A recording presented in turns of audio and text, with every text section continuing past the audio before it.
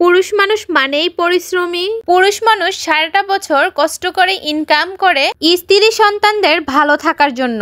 সেই পুরুষ মানুষটি যদি সারাদিন পরিশ্রম করার পর বাসায় এসে তার স্ত্রী সন্তান কিংবা তার পরিবারের কালো মুখ দেখতে পায়, তখন তাদের সারাদিনের পরিশ্রমটাই বৃথা হয়ে যায়। পুরুষ মানুষ কখনো পরিশ্রম করে ক্লান্ত হয় না, ক্লান্ত হয় তাদের পরিবারের চাপে এবং মানসিক অশান্তিতে। পুরুষ হলো এমন একটা ক্রেডিট কার্ড যার পর্যাপ্ত ব্যালেন্স না থাকা সত্ত্বেও পরিবারের সবার চাহিদা পূরণ করার চেষ্টা করে থাকে। পুরুষ মানুষ সব জায়গায় হিসাব করে চললেও তার স্ত্রী সন্তানের কাছে কখনো হিসাব করে না।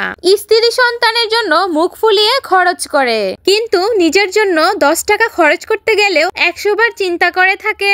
স্ত্রী সন্তানদের জন্য দামি দামি কাপড়, দামি দামি খাবার কিনতে গেলেও টাকার কোনো কমতি হয় না, অথচ নিজের জন্য কিছু কিনতে গেলে টাকার কমতি হয়ে যায়। এমন অনেক পুরুষ আছে নিজের পুরনো কাপড়, পুরনো জুতো বিক্রি করে স্ত্রী সন্তানদের জন্য নতুন কাপড় কিনে নিয়ে যায়। বিশেষ করে যারা প্রবাসে থাকে, পরিবারের মায়া মহব্বত সবকিছু ত্যাগ করে প্রবাসে গিয়ে পরিশ্রম করে সারা মাসের ইনকামটা তাদের পরিবারের কাছে পাঠিয়ে দেয়। দিন শেষে সেই পরিবারের কাছ থেকে কত না অভিযোগ শুনতে হয়। পুরুষের এত ত্যাগের পরেও অভিযোগের ক্যালেন্ডার লাগানোই থাকে। প্রতিটা দিন, প্রতিটা মাস, প্রতিটা বছর এত কষ্ট করার পরেও স্ত্রী সন্তানের কাছে যদি ভালো ব্যবহার না পায়, তারা যদি চোখে চোখ উল্টিয়ে কথা বলে, এর মতো কষ্ট আর থাকে না। কিছু কিছু আপুরা আছে স্বামীকে সম্মান দিতে চায় না। স্বামী সারাটা দিন পরিশ্রম করার পর যে ইনকামটা স্ত্রীর হাতে তুলে দেয়, সেটাকে মূল্য দিতে চায় না, এক নিমিষেই অপ্রয়োজনে খরচ করে ফেলে।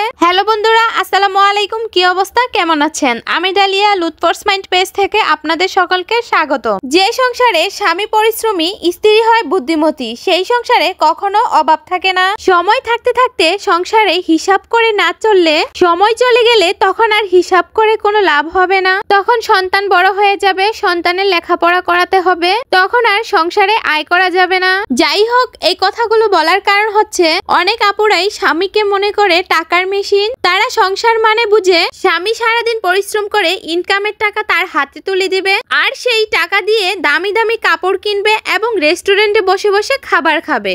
আর এইদিকে দিন শেষে মানুষের কাছে হাত পাতবে টাকা ধারের জন্য। আলহামদুলিল্লাহ, আমি আমার স্বামীর সামর্থ্য অনুযায়ী খরচ করে থাকি। আমার স্বামী যেমন পরিশ্রমী, তেমনই আমি বুদ্ধিমতী।